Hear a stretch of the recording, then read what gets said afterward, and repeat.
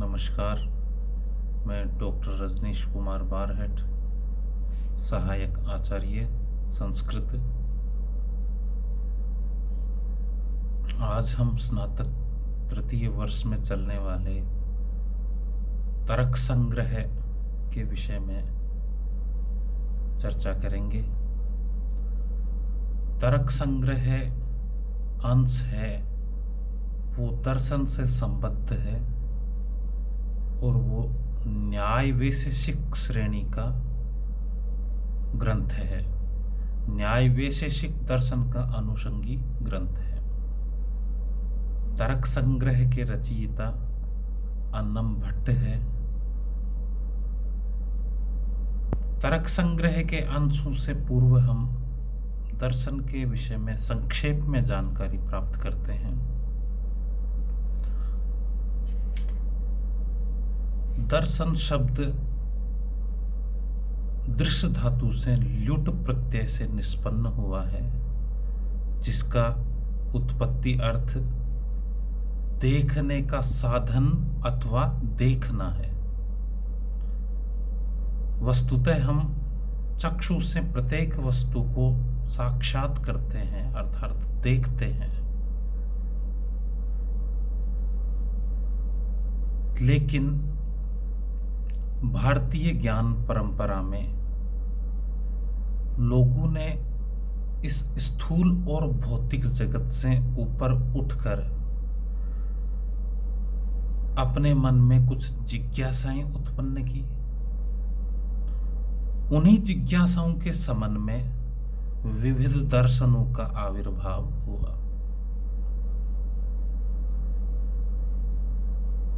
भारतीय मनीषियों ने लौकिक जीवन को अंतिम नहीं माना। उस लौकिक जीवन में जीवन, मृत्यु, दुख आदि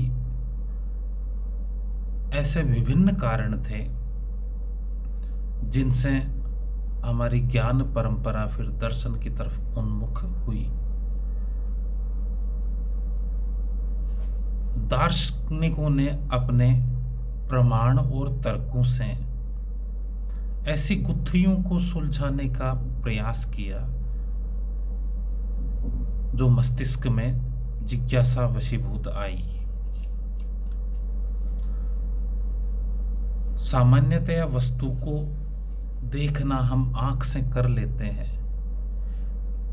लेकिन इस सृष्टि का आविर्भाव कैसे हुआ, यह किन तत्वों से निर्मित है, पदार्थ कितने हैं, ईश्वर है या नहीं है, आत्मा क्या है, सृष्टि प्रक्रिया कैसे हुई, पुनर्जन्म होता है, कर्मवाद क्या है, ब्रह्म क्या है, ब्रह्म और जीव का क्या संबंध है। ऐसे विभिन्न आध्यात्मिक सिद्धांतों पर विद्वानों ने अपने अलग अलग मत और तर्क प्रस्तुत किए। उन्हीं मतों में कुछ परंपराएं विकसित हो चली जो एक दर्शन संप्रदाय के रूप में हमारे संस्कृत साहित्य में और भारतीय ज्ञान परंपरा में मानी जाती है।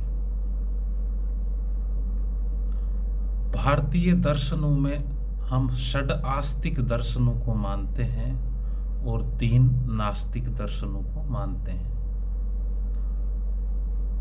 दर्शन में आस्तिकता और नास्तिकता का अभिप्राय ईश्वर को मानने अथवा ना मानने से नहीं है, अपितु वेदों को प्रमाण के रूप में मानने से और ना मानने से है।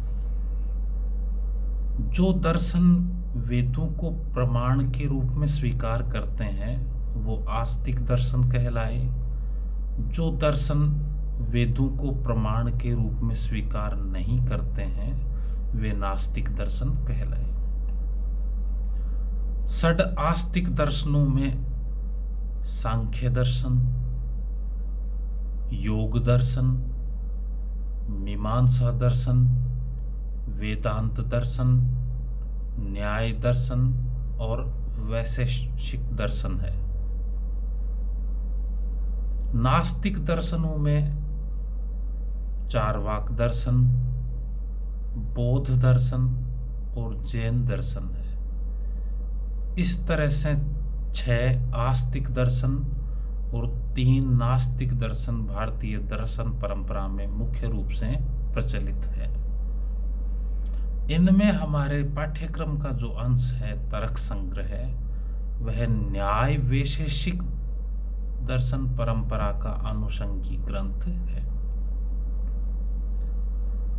न्याय दर्शन के प्रणेता गौतम माने जाते हैं और वैशेषिक दर्शन के प्रणेता कणाद माने जाते हैं।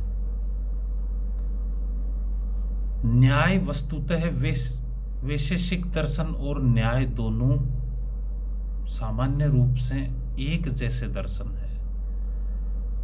वैशेषिक दर्शन की पृथकता एक विशेष नामक पदार्थ को और मान लेने से है, बाकी वो न्याय दर्शन के समान है, उससे साम्य रखता है।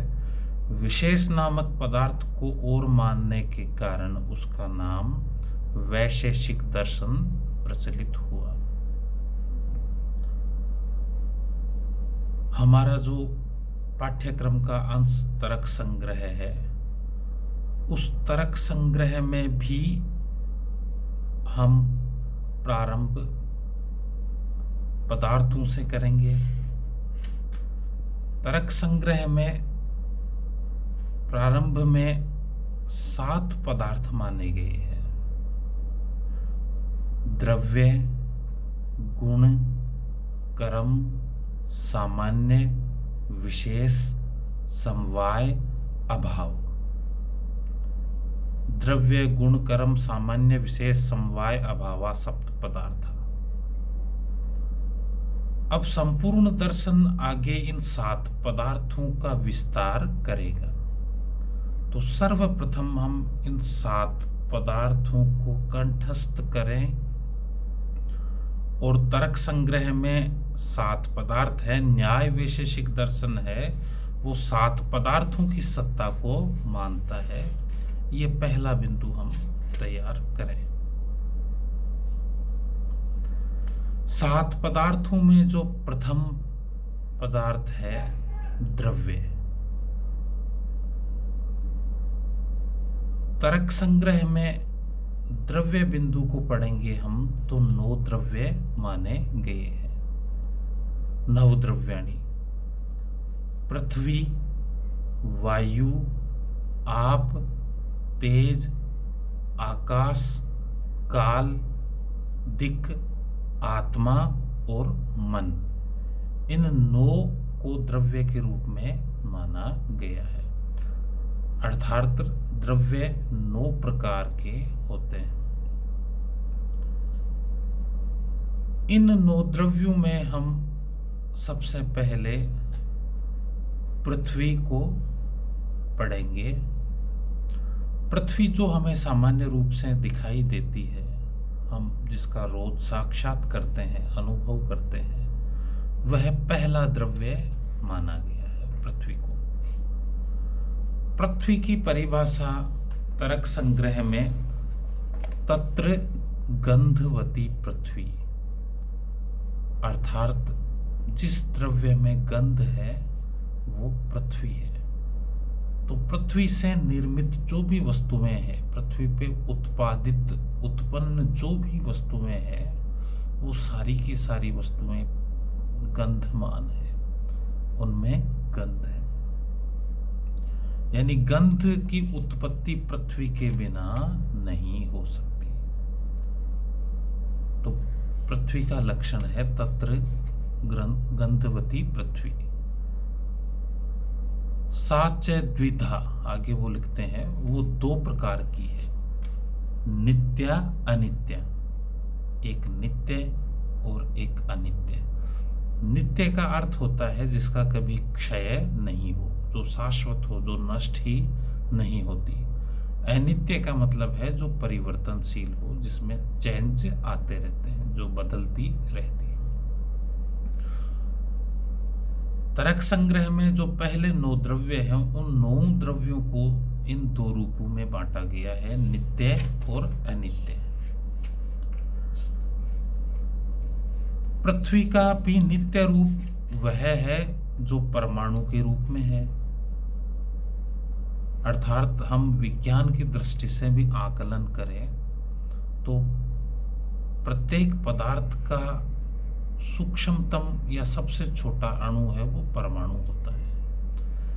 यहां हमारे दार्शनिकों ने कहा है नित्या परमाणु रूपा। पृथ्वी जो मैटर है, पृथ्वी जो द्रव्य है, उसमें भी उसका नित्यत्व परमाणु रूप में है। अर्थात वो परमाणु रूप कभी परिवर्तित नहीं होता, वो एक जैसा है। उसका ना क्षय होता है ना वृद्धि होती है। अनित्य कार्य रूपा। लेकिन जो अनित्य पृथ्वी का स्वरूप है वो कार्य रूप है, वो जगत में बदलता रहता है। हमें कहीं पृथ्वी मिट्टी के रूप में दिखाई देती है, कहीं पत्थर के रूप में दिखाई देती है, कहीं पर्वतों के रूप में दिखाई देती है, लेकिन उसका नित्य रूप है वो परमाणु रूप है। सूक्ष्म रूप वो सदैव एक है और कार्य रूप है वो अलग अलग है। उदाहरण के लिए मिट्टी है। मिट्टी का परमाणु रूप में जो उसका मृतकत्व है, मिट्टी का गुणधर्म है, वो सदैव नित्य है। अब उस मिट्टी से हमने घट निर्मित कर लिया, वो उसका कार्य रूप हो गया, उसको हमने एक फॉर्म दी है। उसका तत्व मिट्टी ही है, द्रव्य मिट्टी है, लेकिन फॉर्म के रूप में वो क्या है? घट है। वो कार्य रूप हो गया। अब घट नित्य नहीं है, क्या है? अनित्य है। क्योंकि घट है वो 2 4 5 साल में वो टूट जाएगा और टूटकर पुनः क्या बन जाएगा? वही नित्य रूप जो परमाणु रूप है वही मिट्टी में वो वापस परिवर्तित हो जाएगा। इस तरह से तरक संग्रह में जो 5 द्रव्य है, पृथ्वी, वायु, तेज, जल और आकाश, इन 5 द्रव्यों को नित्य और अनित्य रूप में विभाजित किया गया है। तो हम पृथ्वी को सरलता से सीख लेंगे कि भाई नित्यत्व और अनित्यत्व क्या है। तो आगे भी हमें जो अन्य द्रव्यों को पढ़ेंगे, 5 जो 4 शेष बच रहे हैं, तो वहां पे सुविधा होगी। आज के इस संक्षिप्त परिचय में इतना, शेष हम कल पढ़ेंगे।